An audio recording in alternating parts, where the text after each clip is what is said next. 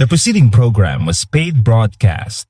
Any ideas, comments, and opinion expressed by the program hosts do not necessarily reflect the views and opinion of the station. The program and its producers are not affiliated with the station. Ang dinalan sa kasulatan sa aton sa sini nga adlaw makita sa mga tulunan ni Josue sa Josue Kapitulo 1. Kag akon pagabasahon ang versikulo 6. Ang pulong san Dios nagpahayag sa aton, magpakabakod kag magpakaisog. Kay papanublion mo ini nga katawhan, sang duta nga ginsumpa ko sa ila mga ginikanan, nga ihatag sa ila. Ang ini nga kalantahon, He leadeth me, O blessed thought. Kuha man ini sa isa ka kamatuoran nga makita naton sa dinalan sa kasulatan. Dra sa Isaiah chapter 48 verse 17, ang aton gismo nga Ginoo nagpahayag, I am the Lord thy God, which leadeth thee. Katahom sinino nga kamatuoran bala nga ang aton nga Ginoo nagapangulo, nagatuytoy, nagagiya, naghatag sang direksyon, nagadirihir sang aton niya nga kabuhi. Kay kon ibilin lang sa aton mismo kaugalingon ang pagmaniho sang aton niya kabuhi, wala gid sing pasinantuan ini. Hindi kita makaibalo sang puno kag punta sini. Kag tungod sini, wala kita kaibalo kung ano ang yara sa unhan. Kag wala kita kahibalo kung ano ang mga pagturunan nga aton eksperyensyan sa nagligad. Pero ang katahom diri kay nakita sa aton Ginoo nga hindi kita makasarang. Amo ini nga siya ang nagpangita sang pamaagi nga magpangulo, magpanguna sang aton nga kabuhi. Kag isa ina kabulahan nga kamatuoran kay wala kita ginbilin sang Ginoo nga magpinalagpat. Wala kita ginbilin sang Ginoo nga magpangapkap lang sa dulom. Wala kita ginbilin sa Ginoo nga magutaw-utaw lang sa dagat sang walay kapaturan. Kung hindi, siya amo ang aton dako nga manugpahalab. May isa ako ka article nga nabasahan bala kag ang iyadra nga opening statement nga paano mo bala makilala ang isa ka manugpalab kag ang isa ka manugkatay, no? How can you identify a shepherd and a butcher, no? Paano naton ina makilala? Ti ang iyadra nga sabat nga ang shepherd yara sa una sang iya nga panong. Nagalakat siya kag ginatawag niya ang panong nga magupod sa iya. Kag idulong niya ang iya panong sa matambok nga halalban. Sa piyakabahin, ang manugkatay ang manugihaw, yara siya sa likod. Kag ginatabog niya ang panong padulong sa katayan, slaughterhouse. Ti amo ina kun aton niya nga lantahon sa pulong sa Ginoo, ang aton nga kaaway nga amo ang yawa. Naibaluan naton subong nga ginambala sa aton dra John chapter 10 nga nagkari siya agod sa pagpangawat, paghalit kag pagguba sa aton. Apang ang aton Ginoong Jesucristo nagkari agod hatagan niya kita sang isa ka mabinungahon nga pangabuhi. Pangabuhi nga nagaawas, amo ina ang paglarawan dra sang Biblia sa aton nga kabuhi. Kana kapasalamat kita kay bunga ini sang aton nga relasyon sa kay Kristo Hesus. Ang gintunaan sini tanan-tanan tungod sang kaluwasan nga ginhatag niya sa imo kag sa akon. Kag amo ini ang kaluwasan nga nabato naton. Kag amo ini ang kaluwasan nga naghatag sa aton sang matahom nga kabuhi, matahom nga palaboton. He leadeth me, O blessed thought. Kabay pa nga yadto nga kalangtahon, nakahatag man sa aton sing dugang pagid nga pagpaathag kung sino ang Dios sa aton nga kabuhi. Kag sa gyapon, gusto man akon ihatag ang ini nga pahibalo sa inyo. Nga kung may nagapamati sa aton ni broadcast, nga ihan wala ikaw dira sa Biblia nga ginatamdan, o kung may handom ikaw nga makabaton sang bag-o nga Biblia, may ginapanghatag kita diri nga libre. I-text nyo lang ang inyo kompleto nga pangalan kag kompleto nga address. Kay tinguan ginaton nga mapadalaan kamo. Kay isa ina kabutang gid nga ginhatag man nga kabug-atan sa Ginoo sa aton diri tigipusoon, kag sa iban pagid naton nga mga kauturan nga nagasabtag sa aton nga buluhaton, nga makabaton gid ang tagsa-tagsa nga nagapalamati sa aton ni broadcast, matamdan niya ang pulong sa Ginoo kag maasoy niya samtang nagatuon kita sini. Amo ni kaimportante ang Biblia sa aton niya nga mga pagpangabuhi bilang Kristohanon. Gani kung mihandom ka nga makabaton sang sini nga libre nga kopya sa aton Biblia, i-text nyo lang sa sini nga cell number 0917-1880-832. Liwaton akon 0917-1880-832. Kung may mga pamangkot kamo, o kung may gusto man kamo dira nga pasalamatan, o kung gusto nyo man nga may pabutsyag diri sa amon, pwede nyo man gamiton ang ina nga cell number sa pagtuwag o kung sa pag-text sa amon. Mapasalamatan ginamon ang inyong nga text messages sa amon. Nagpasalamat kita nga may madamo kita sang mga text messages nga mabaton ila binigid sa makuturan naton nga yara dira sa Negros Island, Negros Occidental, no?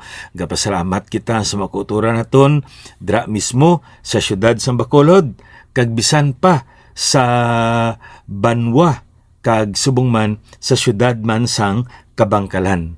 Kagkabay pa nga ang Ginoo gid ang magapadayon sa pagpatin-ad sa mga bulaton nga gintugyan niya sa aton. Walking courageously in a world of chaos. Amo ining aton nga series nga ginatamdan naton sa pulong sa Ginoo. Isa ka butang nga makita naton sa pulong sa Ginoo nga ang handom sa Ginoo nga ikaw kag ako ang iya tinutuyo nga magkabuhi kita nga may kaisog sa tunga sang pagpanghalit kag pamahog sang sala sa aton nga kabuhi. Kaya nga man ang Biblia nagambal sa aton, greater is He that is in you than he that is in the world. And that particular statement serve as an encouragement for us to live a life marked with courage and stability. Kaya nga man, wala sing anuman nga makalupig sa aton, makadaog sa aton, kay ang yara sa aton, gamhanan pa kumparar sa yara sa sini nga kalibutan. Ti anong butsilingon? Sinong yara sa aton? Kung aton niyang isasaon sa pulong sa Ginoo, ikaw kag ako, nga nakabaton kay Kristo bilang aton niya manluluwas, hindi lang gali ikaw kag ako yara sa kay Kristo Isos. We are in Christ, but also Christ is in us. Amo ina makita naton dira sa pulong sa Ginoo. Kag tungod sini may ara gali kita na panag-iyahan, kag ginapanag-iyahan kita, kag ina nga nagapanag-iya sa aton, o kung ang butang nga ginapanag-iyahan man naton, amo ina ang gamhanan, kag labaw pa ina sa anuman nga butang sa sini nga kalibutan. Amo ina ang aton Ginoong Jesucristo. Amo ini nga ginsaysay gid mismo sang aton nga Ginoo diri praagi sa kay Juan, 1 John chapter 4 verse 4, Ye are of God, little children, and have overcome them, because greater is He that is in you than he that is in the world. So katahom sa sina nga kamatuoran gali. May ara kita nga kasiguruhan. Makasarang kita sa pagpangabuhi nga may kaisog kay nga aman na angkon naton ang gamhanan nga manluluwas naton nga amo ang aton Ginoong Kristo. Sa umuning aton man nga pagkatun-an subong na sa ginhambal naton kag sa aton nga talakay sang tinalikdan nga adlaw natuhoy sa kabuhi ni Joshua, may mga butang nga ginhatag ang Ginoo sa imo kag sa akon nga paagi sini dra kita makakuha sang kusog sa aton nga pagpangabuhi. Dra kita makakuha sing kasiguruhan sa aton nga pagpangabuhi. Kag suno sa Joshua chapter 1 verse 5 to 9, may mga 3 ka mga butang dra nga makita naton ni sa diin dra kita makakuha sing kusog. Diri masapuan naton sa mga 5 ka mga bersikulo. Halin sa verse 5 hasta sa verse 9, may mga 5 diri ka bersikulo. Apang 3 gidra sa 5 ka bersikulo nga ginsulit-sulit niya ang pulong nga ginatawag naton diri magpakabakod kag magpakaisog. Sa verse 6, ano ginabala dira sa aton? Be strong and of a good courage. Verse 7, only be thou strong and very courageous. Kag ara pagid sa verse 9, be strong and of a good courage. Be not afraid, neither be thou dismayed. Katatlogid ka beses sa 5 ka bersikulo ginsulit-sulit ining pulong nga makita naton magpakabakod kag magpakaisog. So paano naton makuha? Paano naton maeksperiensyahan? Paano naton nabaton ang ginatawag naton diri kusog sa pag-atubang sa mga pagpahangkat sa aton kabuhi katulad sa eksperyensya ni Joshua? Una nga nakita naton the presence of God. Ang presensya sa Diyos. Ang muna sa ginambal naton magpangamuyo kita dapat upod gid ini Ginoo ipahayag ang imo presensya sa amon kabuhi. Pabatyaga kami sa presensya sa imo kabuhi. Kaimportante na. Kay kung nagabatsyag kita sa presensya sa Ginoo sa aton kabuhi, nakilala naton, ginakilala naton ang Ginoo sa aton nga mga kabuhi, lain ang aton nga pagsinalayo. The moment we are conscious of the presence of God in our lives, then we will consider everything sacred. Kaya nga man ang Diyos nagatanaw. Mahapos man sa aton ang pagkilala sa sala, kag makalikaw kita sa sala. Mahapos sa aton ang pagkilala sang mga butanan, balaan kag maayo. Kag tungod sini, makahimo kita sang mga butang nga balaan, maayo kag butanan man. Sa amo ini ka importante ang presensya sa Ginoo sa aton nga kabuhi kag ato na ina nga natun-an sa nagligad nga adlaw. Now ikaduha diri, pursuit of courage and faith.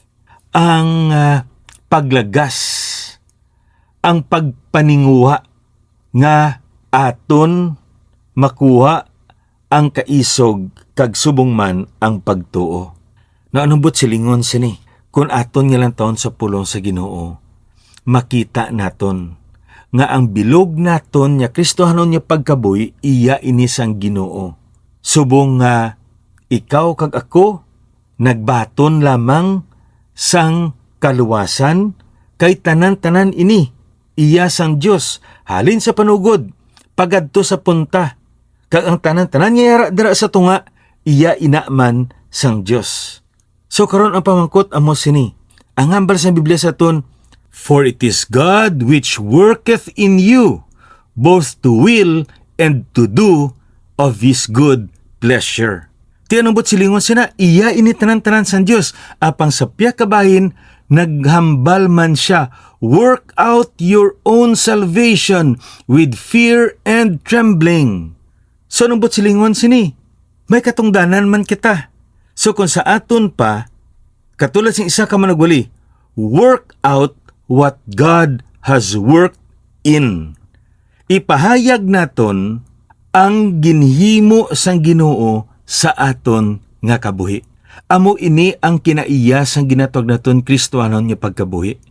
Amo ini akon aton nga taon sa pulong sa Ginoo, masapuan naton nga ikaw kag ako dapat gid nga ipakita naton ang aton katungdanan nga kung ano ang ginpanghikot sa Ginoo sa aton kabuhi, mapahayag naton sa aton binuhatan. Kag nyan, mangin galamiton kita bilang asin kag kapawa sa sini nga kalibutan. That's why we need to pursue courage. We need to pursue faith. Dumdumo naton ang pinagid kadako nga butang nga manutaran sa mga di tumuluo sa imo kag sa akon bilang mga tumuluo kung paano kita mag-react sa tion nga mag-abot ang pagtilaw sa aton kabuhi. Parehas man lang kita nasunugan. Pero ang aton kasilingan niya di tumuluo ga panilag kung paano kita mag-react. Parehas man lang kita nga estudyante.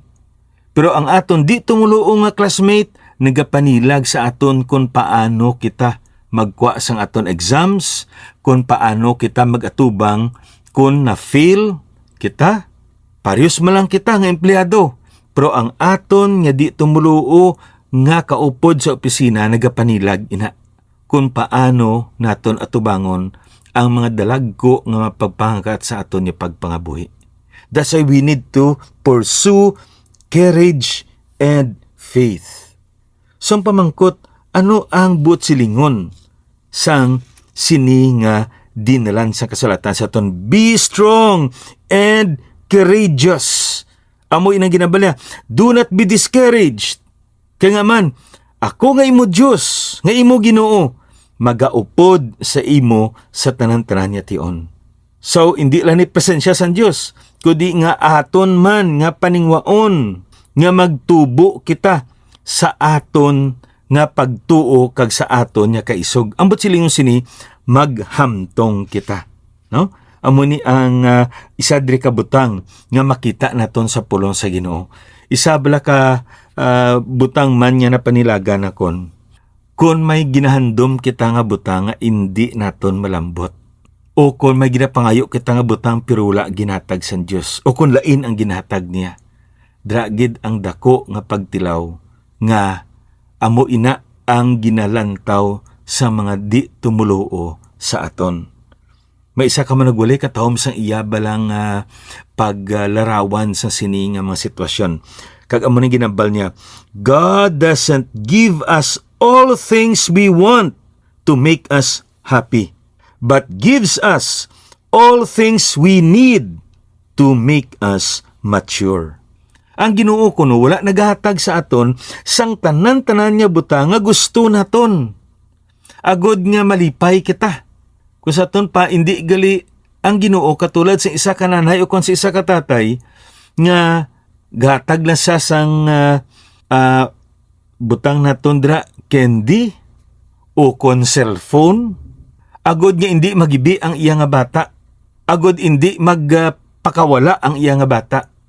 Hindi maghurumintado ang iya nga bata. Para nga may kalinong na lang tihatag na lang na. Hindi amon ang Diyos naton. Ang Diyos gali naghatag sa atong tanan-tanan niya butang nga kinanglano naton. Agod nga manginhamtong kita. Nga angatagan niya kita sang pagtilaw.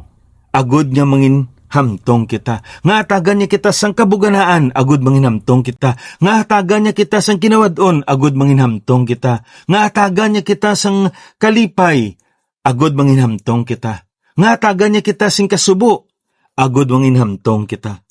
Ang tanan-tanan niya butang nga kinanglano naton ihatagid sa Ginoo sa tinutuyo nga manginhamtong kita. Ayan hindi man mangin gintunaan sa aton kalipay, pero amo na ang gintunaan sang aton paghamtong. Amo na makita naton sa kay Job. Amo na nakita naton sa kay Apostle Paul. Sa kay David, amo man. katahom sa ilang mga realizations sa tunga sa makabudlayan ka mga pagtilaw nga nagabot sa ila kabuhi. And ultimately, it made them stronger and wiser in the Lord. That's why we need to pursue courage and faith. Kaya nga man, dako gidya ang kinalain sang kusog sang Diyos kag kusog sang tawo. Ang kusog sang tawo, human strength, it is deficient, madamo sa kakulangan. Kaya nga man, makasasala ang tawo. Kag tinuga lamang siya. Ang iyaya sang Diyos, divine strength, ano ini? It is sufficient. Why? Because it comes from the all-powerful, all-loving, almighty Creator. Kag tungod sini, ang bugay niya ihatag niya sa imo kag sa akon, tuman. Sa katapusan, abyan, basaha ninyo ining mga 3 ka mga bersikulo nga akon i-mitlang sa inyo subong. Kag paagi sini, you will be able to realize how sufficient the strength and grace of God in our lives. Una, 2 Corinthians 12:9. Liwaton akon, 2 Corinthians 12:9. Anong ginambaldra sa aton? My grace is sufficient. Ikadua, James 4:6. James 4:6. But He giveth more grace. Ano na ginambal niya? And then, Ephesians 6:10. Ephesians 6:10. Be strong in the strength of our Lord. So, ini ang pagpahangkat nga makita naton sa pulong sang Ginoo. Sa madason naman ni broadcast, padayuno naton ang 3 kagatapusan nga butang sa diin makakuha kita sing kusog sa pagatubang naton sa mga pagpahangkat sa aton ni pagpangabuhi. Ininyo ilagad, abyan sa kanginan, Pastor Neil Vilches, ang Ginoo magapakamaayo sa inyo.